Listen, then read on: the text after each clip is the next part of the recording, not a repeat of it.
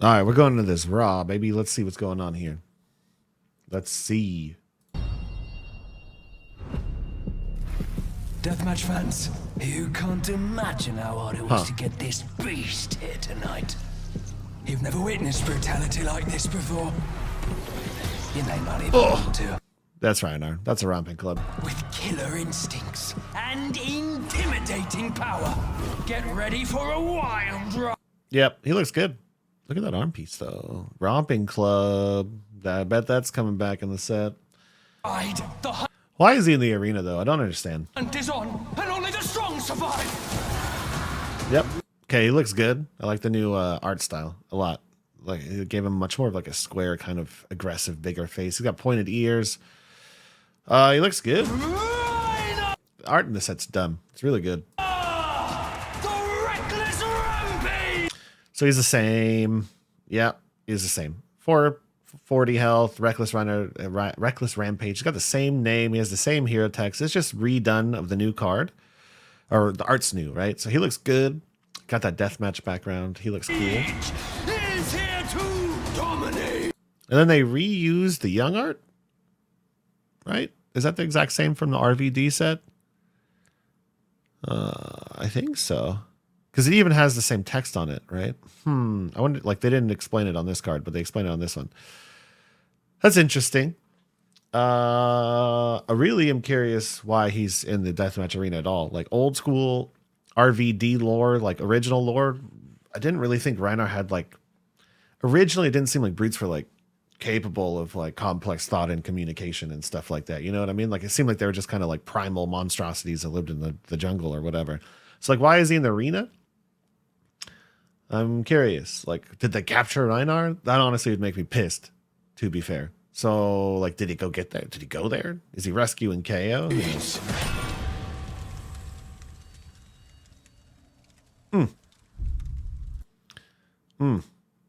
Yeah, interesting. I wonder what else they got on here. Okay, so there's a bunch of stuff. Let's go take a look. All right, so it looks like Bonebreaker Bella was a misspoil on accident. Probably LSS. Somebody pressed the wrong button somewhere. So, yeah, beat chest. We know this card's pretty decent. It's a new style of brute. We've already talked about this a little bit. Rawhide Rumble. 2 cost, 3 block, 6 power. Rare? We're going to the 2. What's up with these 2 blocks, right? Is that 1 point of damage really worth, like, it being a 2 block? It's so interesting. Beat chest. I mean, like, honestly, why are the 3 cost 7s 2 blocks? I don't get it. Right? Like, I don't understand, because, like, it costs 1 more resource here, so it kind of equivalent whatever to the 7 power here. But this is a 2 cost 3 block 6 with text on it. So it's like, what is the design philosophy around those 2 blocks?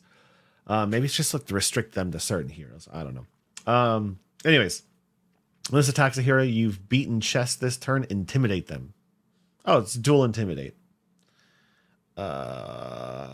Yeah, I mean, so this is optional text, which is really cool, right?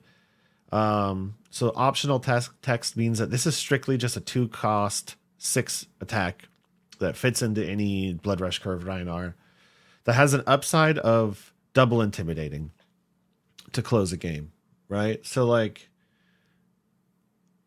beat chest is card negative if you want to activate it, right? Like, it is card negative strictly. Like, this versus pack hunt, this is worse. But what's interesting is this is a dual intimidate, like Alpha Rampage, right? So you have another card that you can just cheese in stupid damage on turn 1. Also, like, if you get this in your pocket, it's a cheaper Alpha Rampage. Slightly, it fits your Blood Rush curve just ever so slightly better. It does significantly less damage, but it does fit in there, and it double intimidates like Alpha Rampage does. So you can close a game probably at like 10-12 life with this card. No problem, right? Triple intimidate off a Blood Rush with this. You're looking good. It is card negative, though. That's interesting. Ooh, specialization here. So 3 cost, okay. 6 power, okay. 3 block. Red, okay. All right. Only for Rhinar. When this attacks a hero, intimidate them. Yeah. Okay, so no discard clause here. If the defending hero has no cards in their hand, this gets +3.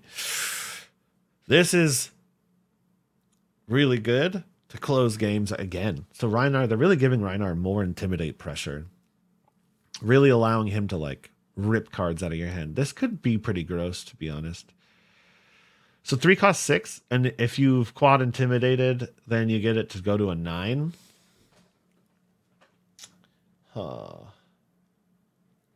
This is like a chain closer, kind of. It's pretty hard.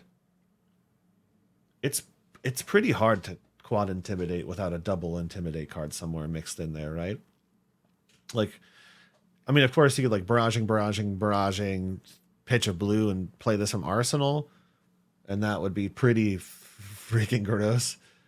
Like what, you know, like 4, 8, 12. I mean, you don't have it all reds, but like 3, 6, 9 plus 9, 18, no defense. That's a really good pitch stack target. This is interesting. I think this card is going to be playable. I think it's good, actually. It's just, we need to see the rest of the discard cards. And then his new art. Okay, so let's see if there's any lore in here on why Rhinar's here. The crowd was consistently torn between the impulse to applaud and the instinct to scream as they watched his brutal slaughters. Rhinar, who had journeyed north in search of something that could quench his bloodthirst, found a new hunting ground where he, the apex predator, would reign supreme. Okay, so he chose to go to the arena.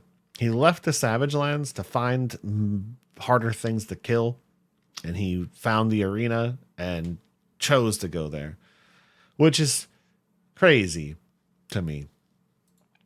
You know, like KO got captured.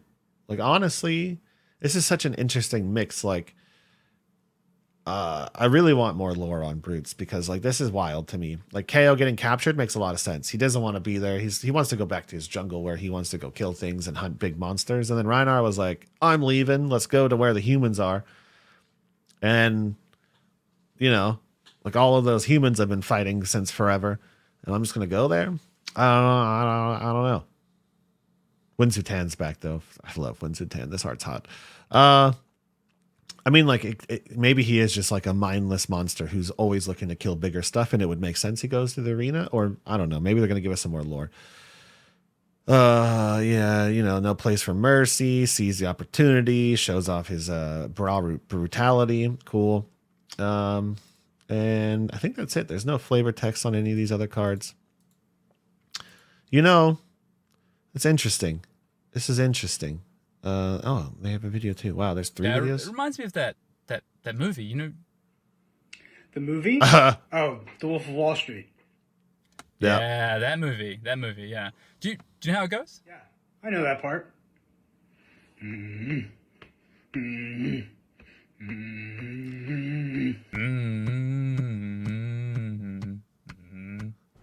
love how they always shoot videos in their car. Okay, so Beat Chest was probably spoiled. Yeah, it seems like it, right? Yeah. Okay, we watched all this. Yep. Interesting. So Rhinar's back. He got, you know, Beat Chest is like a new mechanic he's clearly like thriving off of. It works with his hero ability. They really want to push Rhinar into that, like, you don't get to block me kind of archetype.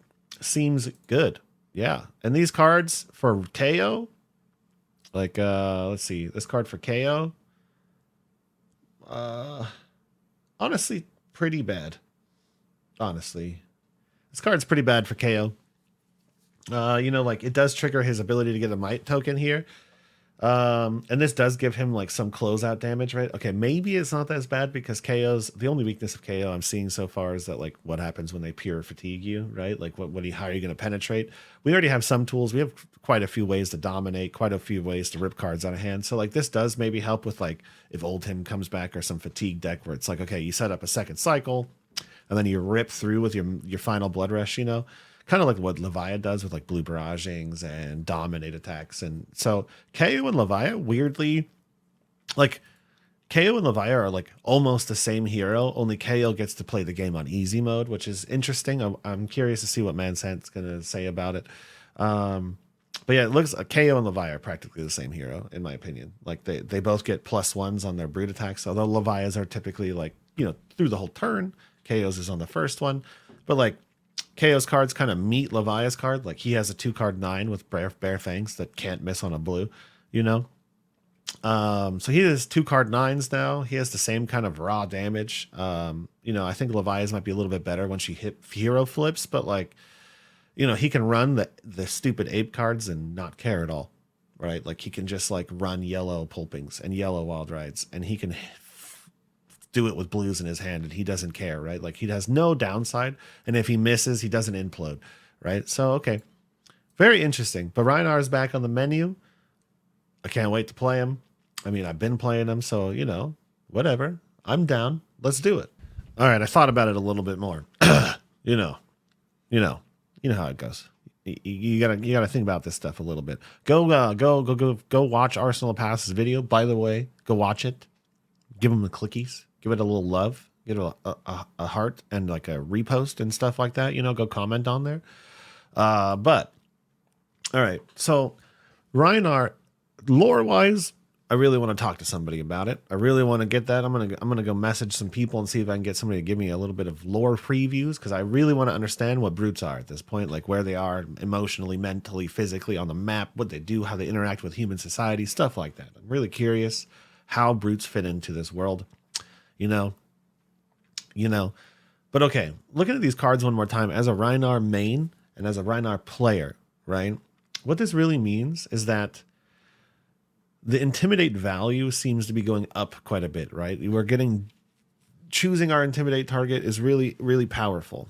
It's really powerful, okay? It's way more consistent than we used to have, right? As long as you've intimidated a card, you get Rhinar triggers, right? As long as you discarded a card, Rhinar triggers, right? So innately, beat chest is going to be a pretty powerful mechanic for us, because Rhinar's variance was like, honestly, the only thing really keeping him down sometimes is he's a pretty fair hero until he's not. Doesn't make sense, but you know, he's a pretty fair hero 99% of the time, unless you do something stupid on turn 1, or you know, you close the game from 20, which I've done before, you know.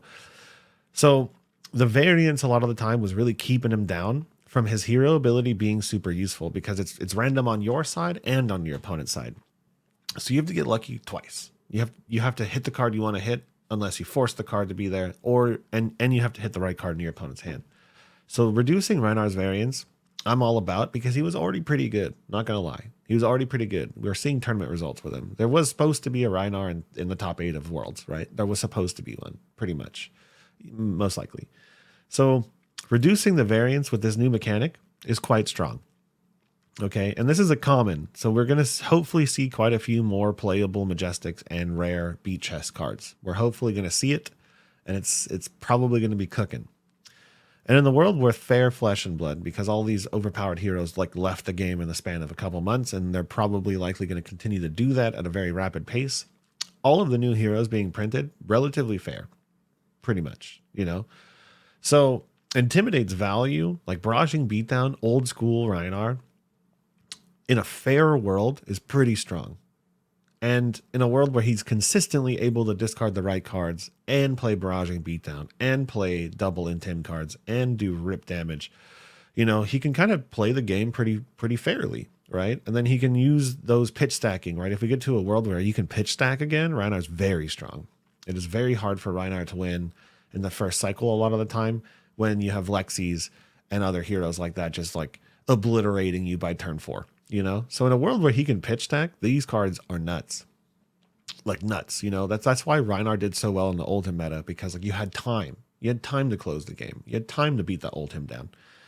So beat chest for Rhinar, quite strong. And because it is a lot of these beaten chest cards have a double plus on them, right? It almost negates the card disadvantage of discarding, right? So dual intim is a lot better than single intim when you're losing a whole card, right? It is 2 times better, believe it or not. 2 intimidates is better than 1. Crazy, I know.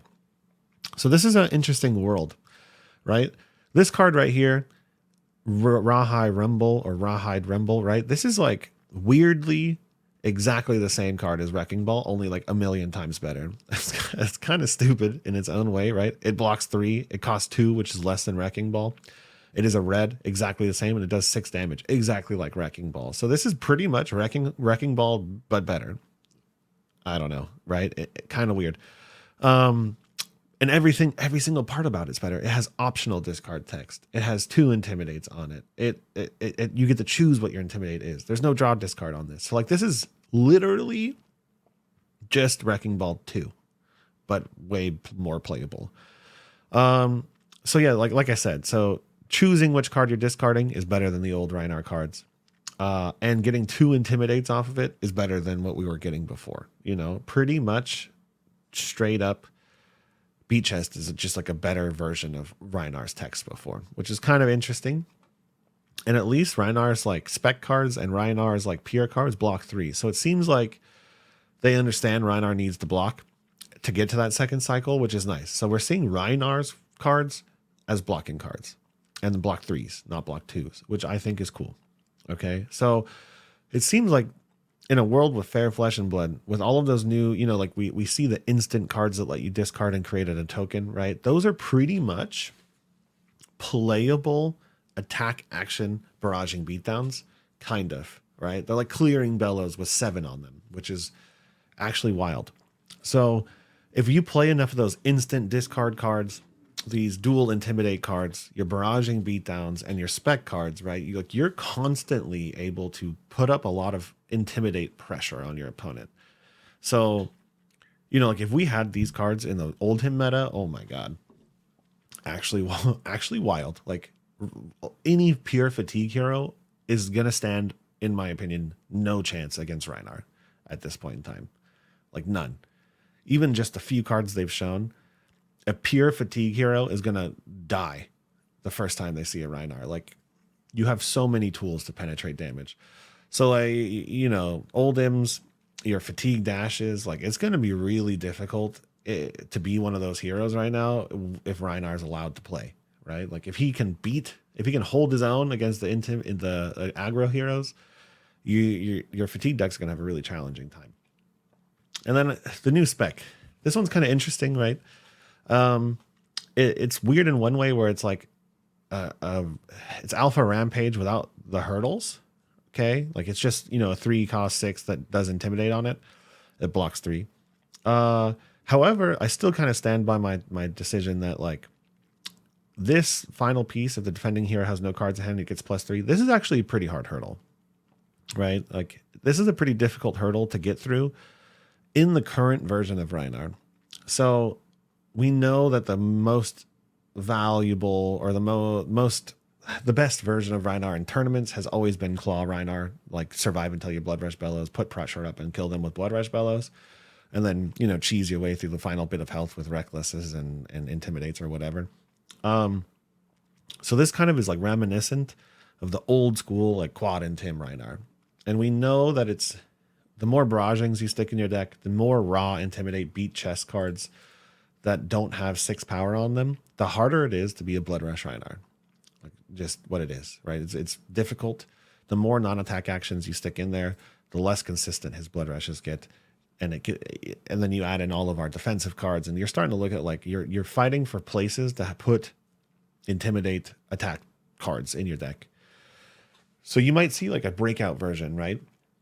You might see the Blood Rush Claws Rhinar with the better versions of the new cards in there. We'll see how that goes. Or you might start seeing like old school quad Intimidate Rhinar, right? Like where you're putting up a lot of pressure, a lot of barraging beatdowns. You're making things really difficult for your opponent. You're ripping cards randomly. And you're really kind of turtling and then pitch stacking and doing these monstrous things. So I think it's kind of cool. I think it's cool. You know, I think these are interesting. I think they're interesting, you know? And then I'm going to go see if I can find out from somebody about where Brute Lore is, you know? All right. That's my final thoughts. I'm excited. I can't wait to theory craft for Rhinar and KO like for the next year. I'll see you guys around.